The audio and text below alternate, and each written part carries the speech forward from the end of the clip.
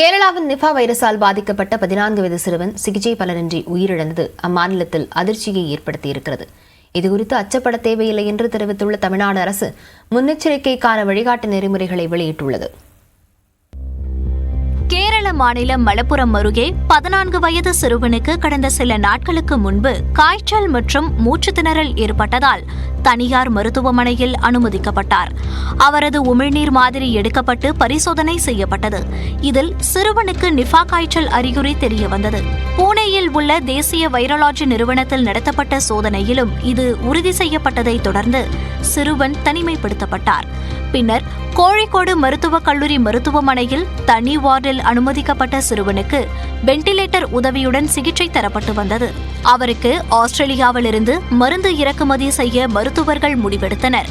ஆனால் மருந்து செலுத்துவதற்கு முன்பாகவே சிகிச்சை பலனின்றி சிறுவன் உயிரிழந்தார். சிறுவனுக்கு தொடர் சிகிச்சை தரப்பட்ட நிலையில் காலை 10:50 மணியளவில் மாரடைப்பு ஏற்பட்டதாகவும் 11:30 மணியளவில் அவர் சிகிச்சை பலனின்றி உயிரிழந்து விட்டதாகவும் കേരള സുഗാതാരത്തുறை அமைச்சர் വീണ ജോർജ് தெரிவித்துள்ளார். നടപടിക്രമങ്ങളാണ് സ്വീകരിക്കുക. അതിൽ രാജ്യാന്തര തലത്തിൽ തന്നെയുള്ളൊരു പ്രോട്ടോക്കോളാണ് അതിലുള്ളത്. ആ പ്രോട്ടോക്കോൾ അനുസരിച്ചിട്ടുള്ള നടപടിക്രമങ്ങളാണ് സ്വീകരിക്കുക. சிறுவனுடன் தொடர்பில் இருந்ததாக 246 பேர் அடையாளம் காணப்பட்டதாகவும் அதில் 63 பேர் தொற்றால் பாதிக்கப்பட அதிக வாய்ப்புள்ளவர்கள் என்றும் கேரள மருத்துவத்துறை அமைச்சகம் தெரிவித்துள்ளது.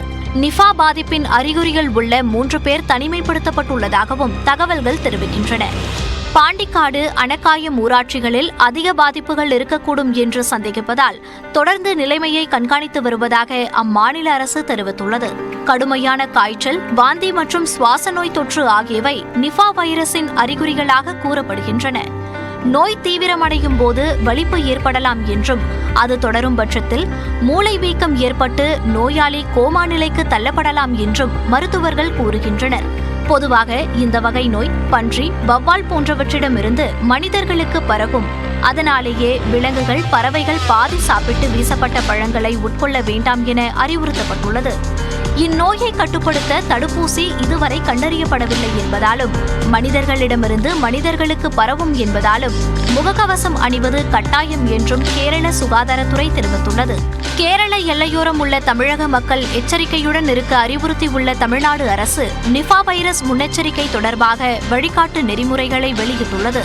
நிபா தொற்று அறிகுறி உள்ள நோயாளிகளை உடனடியாக கண்டறிந்து உரிய பரிசோதனையை மேற்கொள்ள வேண்டும் என்றும் பரிசோதனையின் முடிவுகளை சுகாதாரத்துறைக்கு உடனுக்குடன் தெரிவிக்க வேண்டும் என்றும் தமிழ்நாடு அரசு தெரிவித்துள்ளது.